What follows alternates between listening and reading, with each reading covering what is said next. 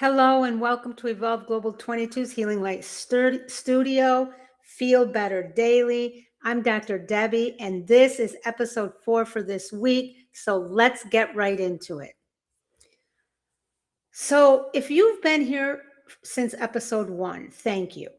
We have covered a lot together what Japanese walking actually is, the real science behind why it works, and last time, the full practical method you can actually do. But today, I want to do something a little different. Today, I don't want to give you any more research, any more numbers, or any more protocols. Today, I want to talk about why I think this simple practice has genuinely struck a nerve with so many people, because I do not think this is really a story about walking. I think it's a story about something much bigger. Let's get into this. Think about the wellness landscape we all have been living in for the past several years. Track your sleep score, check your HRV, monitor your glucose curve in real time, take your cortisol level, optimize your supplement stack, measure your VO2 max, hit your step count, close your rings, beat yesterday. And underneath all of that tracking is a quiet, exhausting message. You are not doing enough. You could be doing more. There is always another metric to chase, another upgrade to make, another protocol someone on the internet swears changed their life. I have felt this myself. I imagine many of you have too.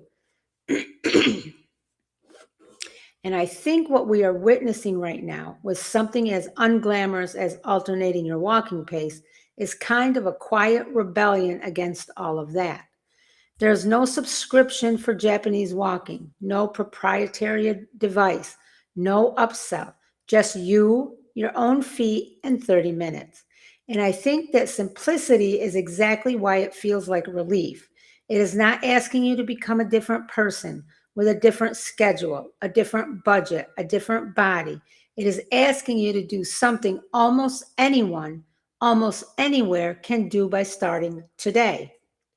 We have spent so long being told that more intensity, more complexity, more optimization equals more results. And here is a practice backed by real research quietly saying, actually, simple done consistently can outperform complicated done sporadically. This is not just a fitness lesson, this is a life lesson. I want to talk about something that we touched on briefly in episode 2, but I want to sit with it more deeply here. What happens to you mentally and emotionally during a walk like this? There is something almost meditative about the rhythm of intervals. Push, then ease, push, then ease. It mirrors breath. It mirrors the natural rhythm of effort and rest that our bodies were designed for, long before we built lives that demanded constant, unbroken output. And when you do this outside, and I really do encourage outside whenever you can, you are adding something that no treadmill, no gym, no app can fully replicate. Natural light, fresh air, the small, unplanned moments of noticing a bird, the way the light hits a tree, a neighbor's dog, the temperature of the air on your skin. These might sound like small things, my friends. They are not small things. There is real research on what is sometimes called attention restoration theory, the idea that time in natural settings allows the part of your brain responsible for focused, effortless attention to actually rest, while a gentler, more open form of attention takes over. This is part of why a walk outside can leave you feeling mentally clearer than scrolling on a break, even though scrolling feels more passive. And unlike a structured workout class with mirrors and instructors and soundtracks chosen for you, a walk is yours. There is space in it, space to think or space to think about nothing at all, space to process a hard conversation from earlier in the day, space to simply exist without performing wellness for anyone, including yourself. This space is not a side effect of this practice. I would argue it is one of the most valuable parts of it. Here is the metaphor I cannot stop thinking about with this practice, and I want to share it with you because I think it matters far beyond your next walk. 3 minutes brisk, 3 minutes slow, repeat. This is not just a walking protocol. This is a description of a sustainable life. So many of us live like we are supposed to be brisk all the time, constant output, constant achievement, constant forward motion, with rest treated as something we have to earn or justify or feel guilty about. And then when we inevitably burn out, we swing the other way. We collapse. We do nothing for a while. And then we feel behind. So we lurch back into brisk again, harder than before, trying to make up for lost time. Push, collapse, push, collapse. That is not intervals. That is a whiplash. What this walking practice physically teaches your body, it can also teach the rest of your life if you let it. Effort is sustainable when it is followed by full recovery. You do not have to choose between going hard and resting. You can structure your life the same way you structure this walk, around rhythm. Push with intention, then ease. With intention, then push again. Your career does not have to be one long, brisk interval until retirement. Your relationships do not have to be one long, brisk interval until burnout. Even your healing, the kind of healing we've talked about so much in our other series together, does not have to be one long, brisk interval of constant work on yourself with no recovery built in. Rhythm is not laziness, my friends. Rhythm is sustainability. And this walking practice, more than almost anything else I have come across recently, makes this lesson physical, felt, embodied, not just something you read in a book. So as we close on this series, here's what I want to leave you with. I do not want this to just be a fitness trend you tried for a few weeks and then moved on from when the next thing went viral. I want this to be an entry point, a small, accessible, research-backed way of asking yourself a bigger question. Where else in my life am I choosing complicated when simple would actually serve me better? Where else am I choosing extreme when sustainable would actually get me further? Maybe it is your eating. Maybe it's your relationship with rest. Maybe it's how you approach your own health healing journey. Maybe it's simply how you walk to yourself when you do not hit some arbitrary standard you set.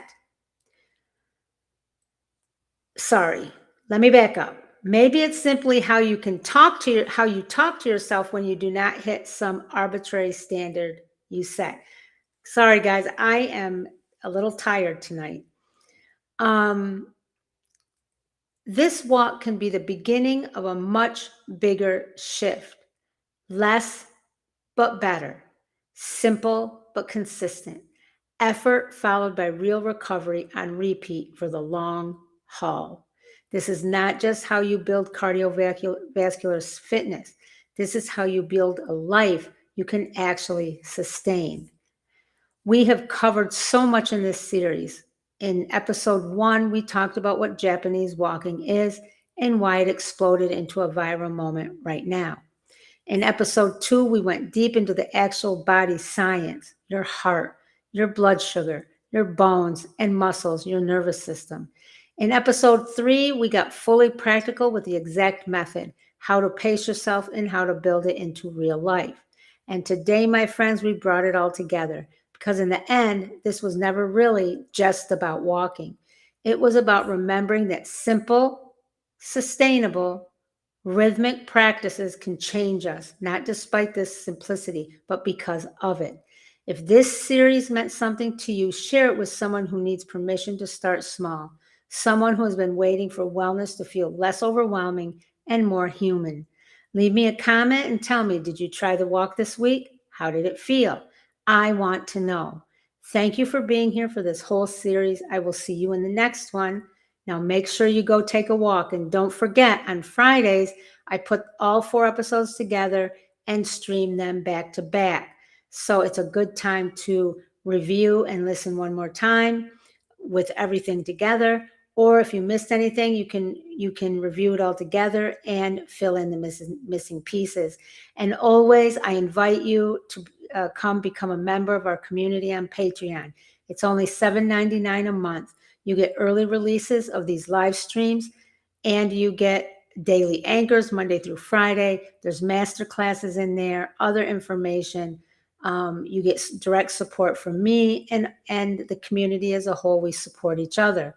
And then start today building your medicine cabinet. I use Agara Cafe, a functional coffee. It is amazing. It's changed so many things for me. And I use doTERRA essential oils to be proactive and also to heal or address issues that come along the way. So on that note, I love you all. Peace, love, and light. Take care. I will see you next week in the circle.